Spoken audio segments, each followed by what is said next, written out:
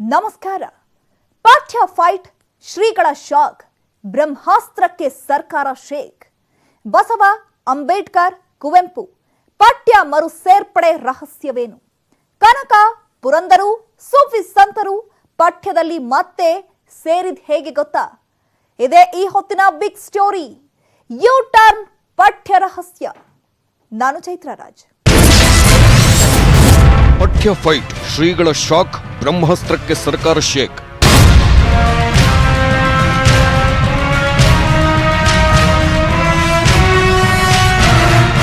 ನಿಮ್ಮ ಉದ್ದಟತನಗಳು, ನಿಮ್ಮ ಈ ಕಾರ್ಯವೈಖರಿಗಳು ಇದೇ ರೀತಿಯಾಗಿ ಮುಂದುವರೆದ್ರೆ ಮುಂದೆ ಬರುವಂಥ ದಿನಗಳಲ್ಲಿ ಬಹಳ ಕಷ್ಟಗಳನ್ನು ಅನುಭವಿಸಬೇಕಾಗುತ್ತೆ ಅನ್ನುವಂಥದ್ದು ಕೂಡ ಎಚ್ಚರಿಕೆಯನ್ನು ಕೊಡಲಿಕ್ಕೆ ಇಷ್ಟಪಡ್ತೇನೆ.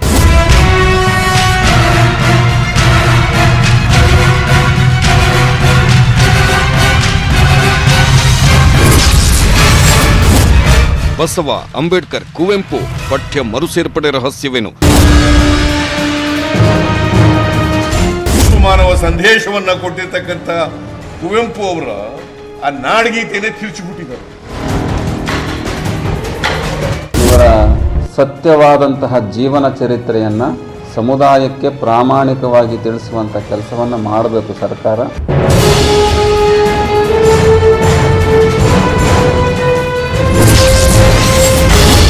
ಕನಕ, ಪುರಂದರು, ಸೂಫಿ ಸಂತರು ಪಠ್ಯದಲ್ಲಿ ಮತ್ತೆ ಸೇರಿದ್ದ ಹೇಗೆ ಗೊತ್ತಾ?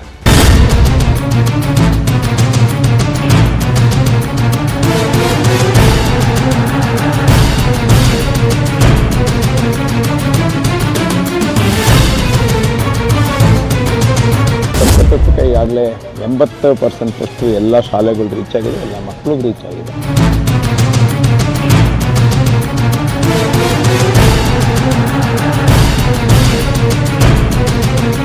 ಪಠ್ಯದ ಫೈಟ್ ಕಳೆದೊಂದು ತಿಂಗಳಿಂದ ರಾಜ್ಯದಲ್ಲಿ ನಡೀತಾನೆ ಇತ್ತು. ಸರ್ಕಾರ ಪರಿಷ್ಕರಣೆ ಮಾಡಿರೋ ಪಠ್ಯದಲ್ಲಿ ಕೆಲವು ಲೋಪದೋಷಗಳಿವೆ ಅಂತ ಹೇಳಿ ವಿಪಕ್ಷಗಳು ಬೀದಿಗಿಳಿದು ಪ್ರತಿಭಟಿಸಿದ್ವು.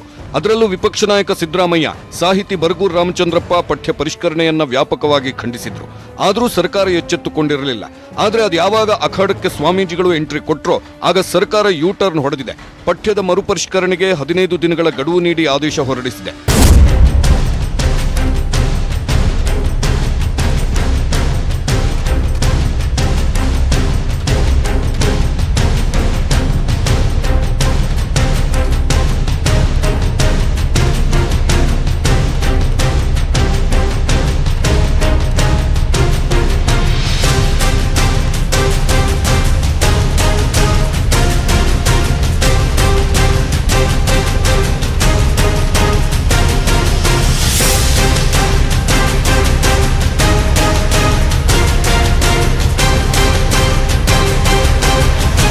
ಹಾಗಾದ್ರೆ ಏನಿದು ಪಠ್ಯದ ಫೈಟ್? ಸರ್ಕಾರಕ್ಕೆ ಶ್ರೀಗಳು ಕೊಟ್ಟ ಶಾಕ್ ಏನು? ಸ್ವಾಮೀಜಿಗಳ ಬ್ರಹ್ಮಾಸ್ತ್ರಕ್ಕೆ ಸರ್ಕಾರ ಶೇಕ್ ಆಗಿದ್ಯಾಕೆ? ಬಸವ, ಅಂಬೇಡ್ಕರ್, ಕುವೆಂಪು ಪಠ್ಯ ಮರುಸೇರ್ಪಡೆ ಹಿಂದಿರೋ ಸೀಕ್ರೆಟ್ ಏನು? ಕನಕ, ಪುರಂದರರು, ಸೂಫಿ ಸಂತರು ಪಠ್ಯದಲ್ಲಿ ಮತ್ತೆ ಸೇರಿದ್ದ ಹೇಗೆ ಗೊತ್ತಾ? ಅಷ್ಟಕ್ಕೂ ಏನಿದು ಯೂ ಟರ್ನ್ ಪಠ್ಯ ರಹಸ್ಯ ಅಂದ್ರ? ಈ ಎಲ್ಲ ಪ್ರಶ್ನೆಗಳಿಗೆ ಒಂದೊಂದಾಗಿ ಉತ್ತರ ಕೊಡ್ತೀವಿ ನೋಡಿ.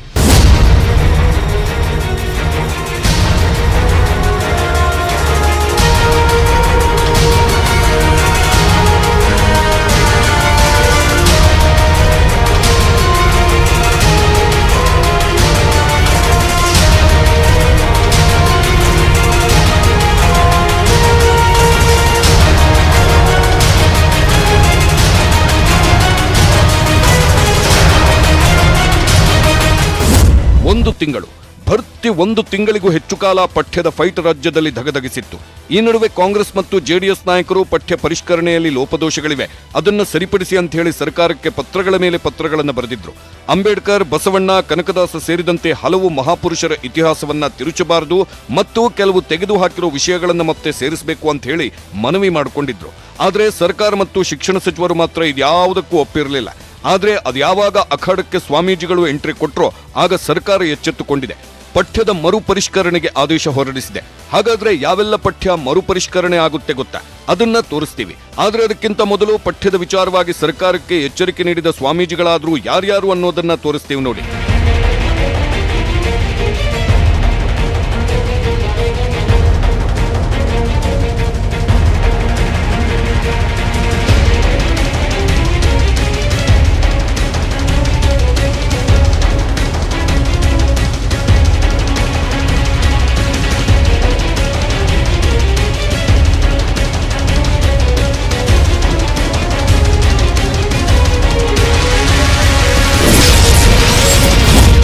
ಸಿಎಂ ಶಿಕ್ಷಣ ಸಚಿವರಿಗೆ ಕಾಗಿನೆಲೆ ಶ್ರೀ ಎಚ್ಚರಿಕೆ.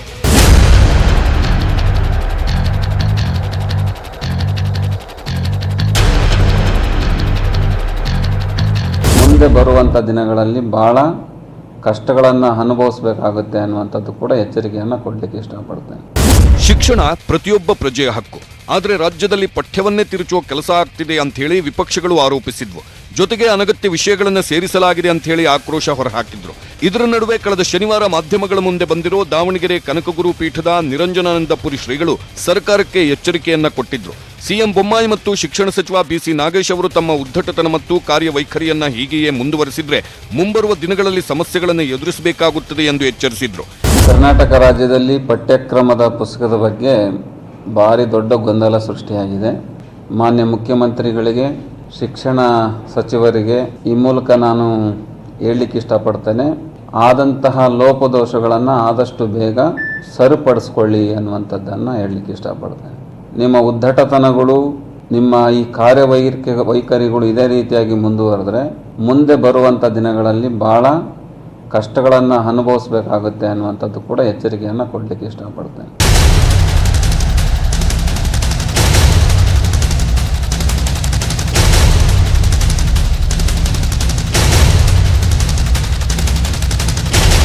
ಇಷ್ಟಕ್ಕೆ ನಿಲ್ಲದ ಕಾಗಿನೆಲೆ ಶ್ರೀಗಳು ಶಿಕ್ಷಣವನ್ನ ಯಾವುದೇ ಒಂದು ಜಾತಿಗೆ ಸೀಮಿತ ಮಾಡಬಾರದು ಅಂತ ಹೇಳಿ ಸರ್ಕಾರಕ್ಕೆ ತಿಳಿ ಹೇಳಿದ್ರು.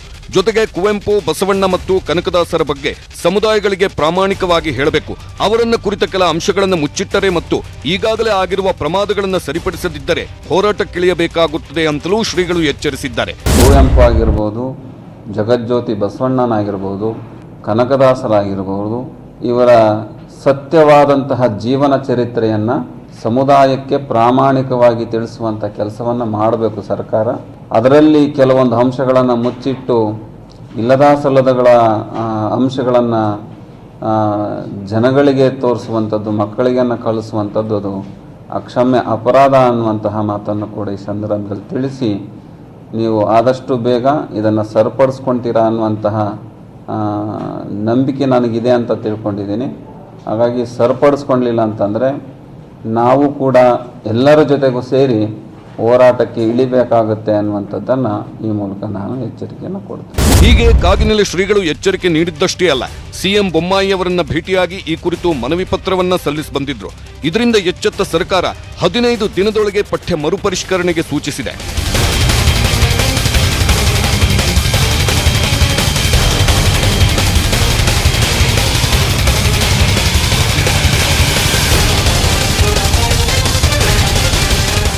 ಕನಕದಾಸರ ಬಗ್ಗೆ ಕೇವಲ ಒಂದೇ ಸಾಲಿನಲ್ಲಿ ವಿವರಣೆ ನೀಡಿದ್ದಕ್ಕೆ ಕನಕ ಗುರುಪೀಠದ ಶ್ರೀಗಳು ಶಿಕ್ಷಣ ಸಚಿವ ಬಿಸಿ ನಾಗೇಶ್ ಅವರಿಗೆ ಪತ್ರ ಬರೆದಿದ್ದಾರೆ.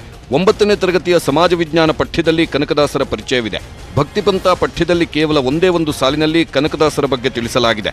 ಈ ಹಿಂದಿನ ಸಮಿತಿ ಸುಮಾರು 3/4 ಪುಟಗಳಷ್ಟು ವಿವರಗಳನ್ನು ನೀಡಿತ್ತು ಎಂದು ಪತ್ರದಲ್ಲಿ ತಿಳಿಸಿದ್ದಾರೆ. 16ನೇ ಶತಮಾನದಲ್ಲಿ ಸಾಮಾಜಿಕ ವೈರುಧ್ಯಗಳ ವಿರುದ್ಧ ಕಂದಾಚಾರಗಳ ಜಾತೀಯತೆ ಹೋಗಲಾಡಿಸಲು ಕನಕದಾಸರು ಬಹುದೊಡ್ಡ ಕೊಡುಗೆ ನೀಡಿದ್ದಾರೆ.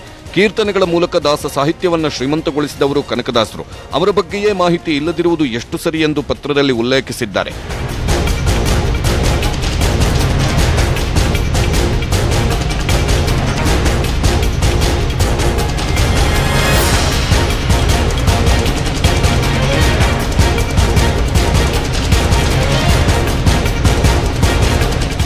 ನಿಜ ಹೇಳಬೇಕು ಅಂದ್ರೆ ಹೀಗೆ ಸರ್ಕಾರಕ್ಕೆ ಎಚ್ಚರಿಕೆ ಕೊಟ್ಟಿದ್ದು ಬರೀ ಕಾಗಿನೆಲೆ ಶ್ರೀಗಳು ಮಾತ್ರವಲ್ಲ. ಇದಕ್ಕಿಂತ ಮೊದಲು ಮೇ ತಿಂಗಳಾಂತ್ಯದಲ್ಲೇ ಈ ಬಗ್ಗೆ ದನಿ ಎತ್ತಿದ್ರು ಆದಿಚುಂಚನಗಿರಿ ಮಹಾಸಂಸ್ಥಾನ ಮಠದ ಪೀಠಾಧಿಪತಿ ಡಾಕ್ಟರ್ ನಿರ್ಮಲಾನಂದನಾಥ ಶ್ರೀಗಳು. ಜೊತೆಗೆ ಸಿಎಂ ಬೊಮ್ಮಾಯಿ ಅವರಿಗೆ ಈ ಕುರಿತು ಪತ್ರವನ್ನೂ ಬರೆದಿದ್ರು. ಆ ಪತ್ರದಲ್ಲಿ ಏನಿತ್ತು ಗೊತ್ತಾ?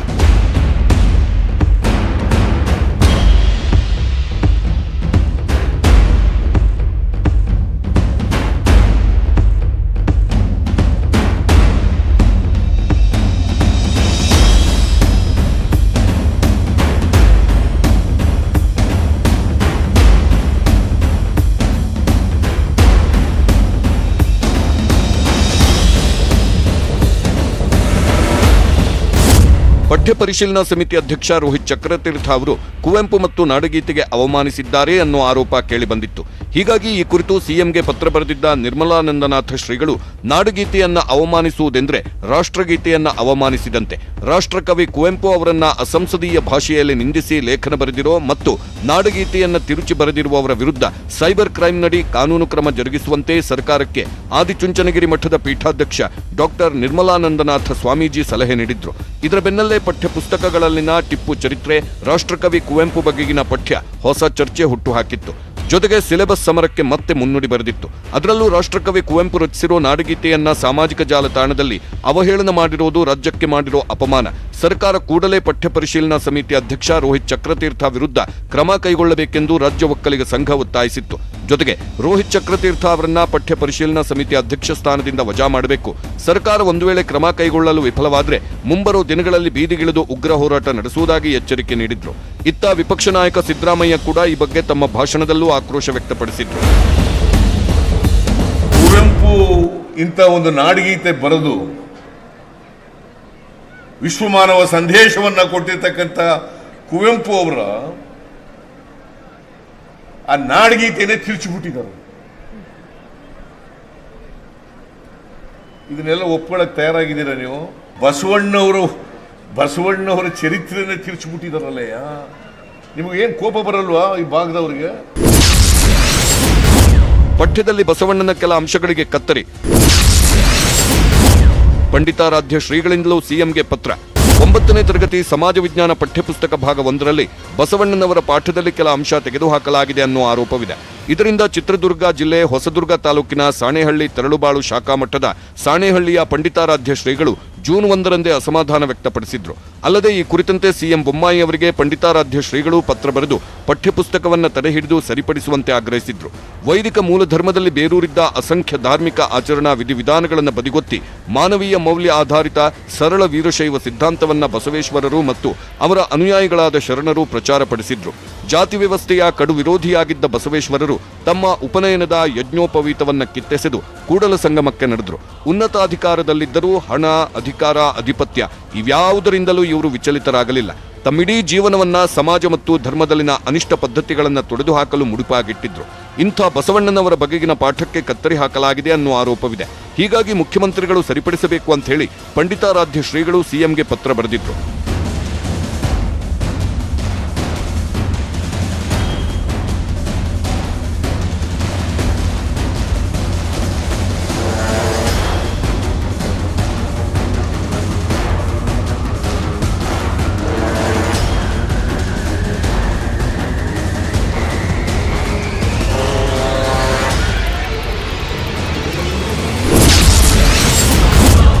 ಸರ್ಕಾರ ಹಠ ಸಾಧಿಸದೆ ತಪ್ಪು ಸರಿಪಡಿಸಬೇಕು.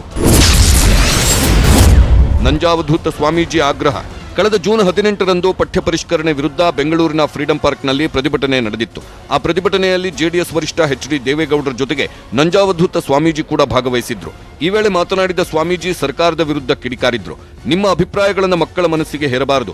ಒಳ ಉಡುಪಿಗೆ ನಾಡಧ್ವಜ ಹೋಲಿಕೆ ಮಾಡುವುದನ್ನ ಯಾವ ರೀತಿ ನೋಡಬೇಕು, ಹಾಗೂ ಇಂಥವರನ್ನ ಪಠ್ಯಪುಸ್ತಕ ಪರಿಷ್ಕರಣೆ ಸಮಿತಿಗೆ ಆಯ್ಕೆ ಮಾಡಿದವರನ್ನ ಯಾವ ರೀತಿ ನೋಡಬೇಕು ಎಂದು ಪ್ರಶ್ನಿಸಿದ್ರು. ಅಷ್ಟೇ ಅಲ್ಲ, ಸಿಎಂ ಬಸವರಾಜ ಬೊಮ್ಮಾಯಿ ಪಠ್ಯ ಪರಿಷ್ಕರಣೆಯಲ್ಲಾದ ತಪ್ಪುಗಳನ್ನು ಸರಿಪಡಿಸಲು ಶಿಕ್ಷಣ ಸಚಿವ ಬಿಸಿ ನಾಗೇಶ್ ಅವರಿಗೆ ಸೂಚನೆ ನೀಡಲಾಗಿದೆ ಎಂದು ಹೇಳುತ್ತಾರೆ. ಆದರೆ ಶಾಲೆ ಆರಂಭವಾಗಿದ್ದು ಪಠ್ಯ ಮಕ್ಕಳ ಕೈ ಸೇರಿದೆ. ಇನ್ನು ಯಾವಾಗ ಪಠ್ಯ ಸರಿಪಡಿಸುವುದು? ಸಂವಿಧಾನವನ್ನ ತಮಗೆ ಬೇಕಾದ ರೀತಿಯಲ್ಲಿ ಅರ್ಥೈಸಿ ಮುಂದೆ ಒಂದು ದಿನ ತಾನು ಹೇಳಿದ್ದೇ ಸಂವಿಧಾನ ಎಂದಾದ್ರೆ ನಾರಾಯಣ ಗುರು, ಅಂಬೇಡ್ಕರ್ ಸೇರಿದಂತೆ ದಾರ್ಶನಿಕರಿಗೆ ಏನು ಗೌರವ ಬಂತು ಎಂದು ಪ್ರಶ್ನಿಸಿದ್ರು. ಜೊತೆಗೆ ಇದು ಸಾಂಕೇತಿಕ ಪ್ರತಿಭಟನೆಯ ಎಚ್ಚರಿಕೆ ಸಭೆ. ಮುಂದಿನ ದಿನಗಳಲ್ಲಿ ತಪ್ಪು ಸರಿಪಡಿಸದಿದ್ದರೆ ಸಮಿತಿ ಕರೆ ನೀಡುವ ಹೋರಾಟಕ್ಕೆ ಸ್ವಾಮೀಜಿಗಳು, ಸಾಹಿತಿಗಳು, ಚಿಂತಕರು ಬೀದಿಗಿಳಿದು ಹೋರಾಟ ನಡೆಸಿ ಬೆಂಬಲ ಸೂಚಿಸಲಿದ್ದಾರೆ ಅಂತ ಆಕ್ರೋಶ ಹೊರಹಾಕಿದ್ರು. ಇದೇ ವಿಚಾರವಾಗಿ ಸೋಮವಾರ ಮತ್ತೆ ದನಿ ಎತ್ತಿರುವ ನಂಜಾವಧೂತ ಸ್ವಾಮೀಜಿ, ಕುವೆಂಪು, ಕೆಂಪೇಗೌಡ, ಬಸವಣ್ಣ, ಅಂಬೇಡ್ಕರ್ ಅವರಿಗೆ ಬಹಳಷ್ಟು ದಶಕಗಳಿಂದ ಅವಮಾನ ಆಗುತ್ತಾ ಬಂದಿದೆ. ಆದರೆ ಈ ಬಾರಿ ದೊಡ್ಡ ರೂಪ ಪಡೆಯಿತು. ಈ ನಿಟ್ಟಿನಲ್ಲಿ ಪಠ್ಯ ಪರಿಷ್ಕರಣೆ ಸಮಿತಿಗೆ ನೇಮಿಸಬೇಕಾದ್ರೆ ವಿಶಾಲ ಮನಸ್ಸಿನ, ಆಳವಾದ ಅಧ್ಯಯನಶೀಲರನ್ನ, ಲೆಫ್ಟ್ ರೈಟ್ ಸಿದ್ಧಾಂತ ಇಲ್ಲದ ನೇರ ಮನಸ್ಥಿತಿ ಇರುವವರನ್ನ ಪಠ್ಯಪುಸ್ತಕ ಸಮಿತಿಗೆ ನೇಮಕ ಮಾಡಬೇಕು ಎಂದು ಒತ್ತಾಯಿಸಿದ್ರು. ಇತ್ತ ಜೆಡಿಎಸ್ ವರಿಷ್ಠ ದೇವೇಗೌಡರು ಕೂಡ ಪಠ್ಯಪುಸ್ತಕ ಪರಿಷ್ಕರಣೆಯ ಬಗ್ಗೆ ಅಸಮಾಧಾನ ಹೊರಹಾಕಿದ್ರು. ಬಾಬಾ ಸಾಹೇಬ್ ಅಂಬೇಡ್ಕರ್ ಅವರು ನಮಗೆ ವಿಶ್ವದಲ್ಲೇ ಶ್ರೇಷ್ಠ ಸಂವಿಧಾನ ನೀಡಿದ್ದಾರೆ. ಆದರೆ ಇಂದು ಸಂವಿಧಾನದ ಆಶಯಗಳಿಗೆ ವಿರುದ್ಧವಾಗಿ ನಡೆದುಕೊಳ್ಳಲಾಗುತ್ತಿದೆ. ಪಠ್ಯಪುಸ್ತಕ ಪರಿಷ್ಕರಣೆ ಸಂದರ್ಭದಲ್ಲಿ ಅವಶ್ಯಕ ವಿಷಯಗಳನ್ನು ತೆಗೆದುಹಾಕಿ ಅನಗತ್ಯ ವಿಷಯ ಸೇರ್ಪಡೆ ಮಾಡಲಾಗಿದೆ. ಇದನ್ನು ವಿರೋಧಿಸಲು ನಡೆಯುತ್ತಿರುವ ಈ ಹೋರಾಟಕ್ಕೆ ನನ್ನ ಬೆಂಬಲವಿದೆ ಎಂದಿದ್ರು ದೇವೇಗೌಡರು. ಇದೇ ರೀತಿ ಕುವೆಂಪು ಅವರ ಪಠ್ಯವನ್ನು ಕೈಬಿಟ್ಟಿದ್ದಕ್ಕೆ ತೀವ್ರ ಆಕ್ರೋಶ ವ್ಯಕ್ತಪಡಿಸಿದ್ದ ಕೆಪಿಸಿಸಿ ಅಧ್ಯಕ್ಷ ಡಿಕೆ ಶಿವಕುಮಾರ್ ಪರಿಷ್ಕೃತ ಪಠ್ಯಪುಸ್ತಕವನ್ನ ವೇದಿಕೆಯಲ್ಲಿಯೇ ಹರಿದು ಹಾಕಿ ಆಕ್ರೋಶ ವ್ಯಕ್ತಪಡಿಸಿದ್ರು. ಈ ಪಠ್ಯಪುಸ್ತಕವನ್ನು ಸುಡುವುದು ನನಗೆ ಇಷ್ಟ, ಆದರೆ ಪುಸ್ತಕ ಸುಡಬಾರದು ಎನ್ನುವ ಏಕೈಕ ಕಾರಣಕ್ಕಾಗಿ ಇದನ್ನು ಹರಿದಿದ್ದೇನೆ ಅಂತ ಹೇಳಿದ್ರು.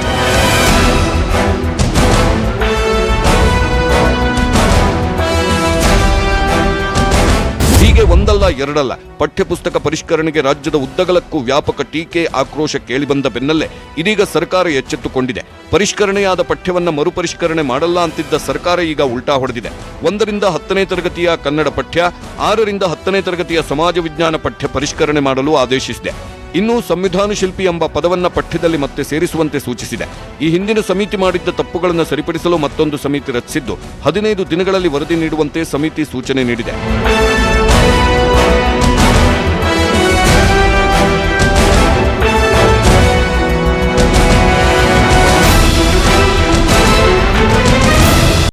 ಪಠ್ಯ ಪರಿಷ್ಕರಣೆ ವಿವಾದ ಸದ್ಯ ನಿಲ್ಲೋ ಲಕ್ಷಣಗಳು ಕಾಣಿಸ್ತಾ ಇಲ್ಲ. ಸ್ವಾಮೀಜಿಗಳು, ಮಠಾಧೀಶರು ಆಕ್ರೋಶಗೊಂಡಿದ್ದರಿಂದ ಸರ್ಕಾರ ಪಠ್ಯ ಮರುಪರಿಷ್ಕರಣೆಗೆ ಮುಂದಾಗಿದೆ. ಹಾಗಾದ್ರೆ ಯಾವ್ಯಾವ ಪಠ್ಯ ಮರುಪರಿಷ್ಕರಣೆ ಆಗಲಿದೆ? ಯಾವುದನ್ನ ಸೇರಿಸಲಾಗುತ್ತೆ, ಯಾವುದನ್ನ ಕೈ ಬಿಡಲಾಗುತ್ತೆ ಗೊತ್ತಾ? ಆ ಕುರಿತ ಕಂಪ್ಲೀಟ್ ರಿಪೋರ್ಟ್ ಇಲ್ಲಿದೆ ನೋಡಿ.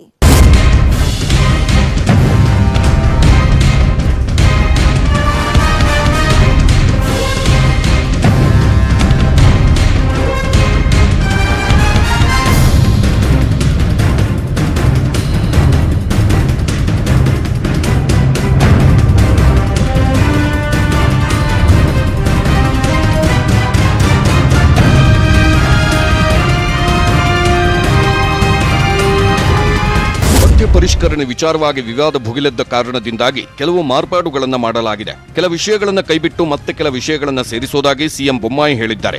ಪಠ್ಯ ಪರಿಷ್ಕರಣೆ ವಿವಾದದ ಕುರಿತು ಮಾಜಿ ಪ್ರಧಾನಿ ಎಚ್.ಡಿ. ದೇವೇಗೌಡರು ಸಿಎಂಗೆ ಪತ್ರ ಬರೆದಿದ್ರು. ಈ ಹಿನ್ನೆಲೆಯಲ್ಲಿ ಸಭೆ ಕರೆದು ಕೆಲವು ಮಾರ್ಪಾಡುಗಳನ್ನು ಮಾಡಲಾಗಿದೆ. ಕೆಲವು ಕಡೆಗಳಲ್ಲಿ ಹಳೆಯ ಪಠ್ಯವನ್ನೇ ಉಳಿಸಿಕೊಳ್ಳಲಾಗಿದೆ ಅಂತ ಹೇಳಿ ಸಿಎಂ ಬೊಮ್ಮಾಯಿ ಹೇಳಿದ್ದಾರೆ. ಮರುಪಠ್ಯ ಪರಿಷ್ಕರಣೆಯಲ್ಲಿ ಪ್ರಮುಖವಾಗಿ 9ನೇ ತರಗತಿಯ ಸಮಾಜ ವಿಜ್ಞಾನ ವಿಷಯದ ಭಾಗ 1ರಲ್ಲಿ ಕೈಬಿಡಲಾಗಿರುವ ಸಂವಿಧಾನ ಶಿಲ್ಪಿ ಎಂಬ ಹೆಸರನ್ನ ಮತ್ತೆ ಸೇರಿಸುವಂತೆ ಆದೇಶಿಸಿದೆ. ಸಂವಿಧಾನ ಶಿಲ್ಪಿ ಜನರ ಪ್ರೋತ್ಸಾಹದಿಂದ ಕುವೆಂಪು ಕವಿ ಎನಿಸಿಕೊಂಡರು ಮತ್ತು ಬಸವಣ್ಣನವರ ಸಂಪೂರ್ಣ ಪಾಠ ಸೇರಿದಂತೆ ರೋಹಿತ್ ಚಕ್ರತೀರ್ಥ ಸಮಿತಿ ಕೈಬಿಟ್ಟ ಹಲವು ವಿವರಗಳನ್ನ ಮರುಸೇರ್ಪಡೆ ಮಾಡಿ ಎಂದು ಸರ್ಕಾರ ಆದೇಶಿಸಿದೆ. ಹಾಗಾದ್ರೆ ಇನ್ನೂ ಯಾವ್ಯಾವ ವಿಷಯಗಳು ತಿದ್ದುಪಡಿ ಮಾಡಲಾಗುತ್ತಿದೆ ಗೊತ್ತಾ? ಅದನ್ನ ಡೀಟೇಲ್ ಆಗಿ ತೋರಿಸ್ತೀವಿ ನೋಡಿ. ತಿದ್ದುಪಡಿ ನಂಬರ್ 1, ಸಂವಿಧಾನ ಶಿಲ್ಪಿ ಎಂಬುದರ ಪುನರ್ ಸೇರ್ಪಡೆ. 9ನೇ ತರಗತಿ ಸಮಾಜ ವಿಜ್ಞಾನ ಭಾಗ 1ರ ನಮ್ಮ ಸಂವಿಧಾನ ಎಂಬ ಪಾಠದಲ್ಲಿ ಸಂವಿಧಾನದ ಕರಡು ರಚನೆ ಸಮಿತಿ ಬಗ್ಗೆ ಉಲ್ಲೇಖವಿದೆ. ಅದರಲ್ಲಿ ಪರಿಷ್ಕೃತ ಪಠ್ಯದಲ್ಲಿ ಇವರು ಸಂವಿಧಾನ ರಚನೆಗೆ ನೀಡಿದ ಕೊಡುಗೆಯನ್ನು ಆಧರಿಸಿ ಅವರನ್ನ ಸಂವಿಧಾನದ ಶಿಲ್ಪಿ ಎಂದು ಕರೆಯಲಾಗಿದೆ. ಹೀಗಾಗಿ ಸಂವಿಧಾನದ ಶಿಲ್ಪಿ ಎಂಬುದರ ಪುನರ್ ಸೇರ್ಪಡೆಗೆ ಸೂಚಿಸಲಾಗಿದೆ. ತಿದ್ದುಪಡಿ ನಂಬರ್ 2, ಭಕ್ತಿ ಪಂಥ ಸೂಫಿ ಸಂತರು ಸಂಪೂರ್ಣ ಪಾಠ ಸೇರ್ಪಡೆ. 7ನೇ ತರಗತಿಯ ಸಮಾಜ ವಿಜ್ಞಾನ ಭಾಗ 1ರ ಭಕ್ತಿ ಪಂಥ ಹಾಗೂ ಸೂಫಿ ಸಂತರು ಪಾಠವನ್ನ ಪೂರ್ಣವಾಗಿ ಕೈಬಿಡಲಾಗಿದೆ. ಹಾಗೆಯೇ 9ನೇ ತರಗತಿಯ ಸಮಾಜ ವಿಜ್ಞಾನ ವಿಷಯದ ಭಾಗ 2ರಲ್ಲಿ ಭಕ್ತಿ ಪಂಥ ಅನ್ನೋ ಅಧ್ಯಾಯದಲ್ಲಿ ಪುರಂದರದಾಸರು, ಕನಕದಾಸರ ಕುರಿತು ವಿಷಯಗಳನ್ನು ಸಂಕ್ಷಿಪ್ತಗೊಳಿಸಲಾಗಿದೆ. ಆದ್ದರಿಂದ 2021-22ನೇ ಸಾಲಿನ 7ನೇ ತರಗತಿಯ ಸಮಾಜ ವಿಜ್ಞಾನ ಭಾಗ 1ರ ಭಕ್ತಿ ಪಂಥ ಹಾಗೂ ಸೂಫಿ ಸಂತರು ಸಂಪೂರ್ಣ ಪಾಠ ಸೇರ್ಪಡೆಗೆ ಸೂಚಿಸಲಾಗಿದೆ. ತಿದ್ದುಪಡಿ ನಂಬರ್ 3, ಗೊಂಬೆ ಕಲಿಸುವ ನೀತಿ, ಕೃತಿಕಾರ ಉದಯ್ ಶಂಕರ್ ಎಂದು ಸೇರ್ಪಡೆ. 7ನೇ ತರಗತಿಯ ಪ್ರಥಮ ಭಾಷೆ ಕನ್ನಡ ಪಠ್ಯಪುಸ್ತಕದ ಪುಟ ಸಂಖ್ಯೆ 147ರಲ್ಲಿ ಗೊಂಬೆ ಕಲಿಸುವ ನೀತಿ ಪದ್ಯದ ಕೃತಿಕಾರ ಹೆಸರು ಡಾಕ್ಟರ್ ಆರ್.ಎನ್. ಜಯಗೋಪಾಲ್ ಅಂತೇಳಿ ತಪ್ಪಾಗಿ ಪ್ರಿಂಟ್ ಆಗಿದೆ. ಹೀಗಾಗಿ ಮೂಲ ಕೃತಿಕಾರರಾದ ಚಿ ಉದಯ್ ಶಂಕರ್ ಅವರ ಕವಿ ಪರಿಚಯ ಸೇರ್ಪಡೆ ಮಾಡಿ ಪರಿಷ್ಕರಣೆಗೆ ಸೂಚಿಸಲಾಗಿದೆ. ತಿದ್ದುಪಡಿ ನಂಬರ್ 4, ನಮ್ಮ ಹೆಮ್ಮೆಯ ಕರ್ನಾಟಕ ಪಾಠ ಪರಿಷ್ಕರಣೆ. 6ನೇ ತರಗತಿ ಸಮಾಜ ವಿಜ್ಞಾನ ಭಾಗ 1ರ ಪಾಠ ನಮ್ಮ ಹೆಮ್ಮೆಯ ರಾಜ್ಯ ಕರ್ನಾಟಕ ಪಾಠದಲ್ಲಿ ಸಿದ್ಧಗಂಗಾ ಮಠ ಹಾಗೂ ಆದಿಚುಂಚನಗಿರಿ ಮಠದ ಕುರಿತಾದ ಸೇವೆಯ ಸಾಲುಗಳನ್ನು ಕೈಬಿಡಲಾಗಿತ್ತು. ಸಿದ್ಧಗಂಗಾ ಮಠ ಹಾಗೂ ಆದಿಚುಂಚನಗಿರಿ ಮಠದ ಸೇವೆಯ ಕುರಿತಾದ ಸಾಲುಗಳು ಪುನರ್ ಸೇರ್ಪಡೆಗೆ ಸೂಚಿಸಲಾಗಿದೆ. ತಿದ್ದುಪಡಿ ನಂಬರ್ 5, ಸುರಪುರ ನಾಯಕರ ವಿವರ ಸೇರ್ಪಡೆ.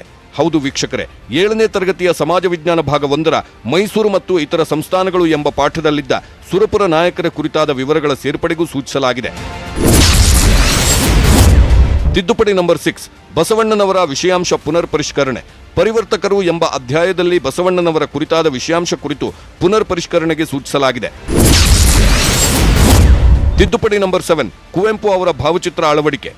7ನೇ ತರಗತಿ ಸಮಾಜ ವಿಜ್ಞಾನ ಭಾಗ 2ರ ಪಠ್ಯಪುಸ್ತಕದ ಕರ್ನಾಟಕ ರಾಜ್ಯ ಏಕೀಕರಣ ಹಾಗೂ ಗಡಿ ವಿವಾದಗಳು ಎಂಬ ಪಾಠದಲ್ಲಿ ರಾಷ್ಟ್ರಕವಿ ಕುವೆಂಪು ಅವರ ಹಾಗೂ ಹುಯಿಲಗೋಳ ನಾರಾಯಣರಾವ್ ಅವರ ಭಾವಚಿತ್ರಗಳನ್ನು ಅಳವಡಿಸಲು ಸರ್ಕಾರ ಆದೇಶ ಹೊರಡಿಸಿದೆ.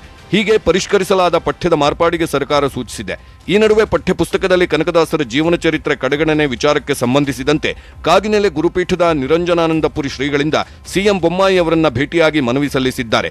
ಶ್ರೇಷ್ಠ ಕವಿ ಕನಕದಾಸರ ಜೀವನ ಚರಿತ್ರೆ ಪಠ್ಯಪುಸ್ತಕದಿಂದ ಕಡೆಗಣನೆ ಆಗಿದ್ದು, ಕನಕದಾಸರ ಆದರ್ಶ ಮತ್ತು ದಾರ್ಶನಿಕ ಸತ್ಯಗಳನ್ನು ಮರೆಮಾಚುವ ದೊಡ್ಡ ಹುನ್ನಾರ ನಡೆದಿದೆ. ಹೀಗಾಗಿ ಕನಕದಾಸರ ಜೀವನ ವಿವರಗಳ ವಿಸ್ತೃತ ನೈಜ ಸಂಗತಿಗಳನ್ನು ಹಿಂದಿನಂತೆ ಅಳವಡಿಸಬೇಕು ಎಂದು ಮನವಿ ಮಾಡಿದ್ರು.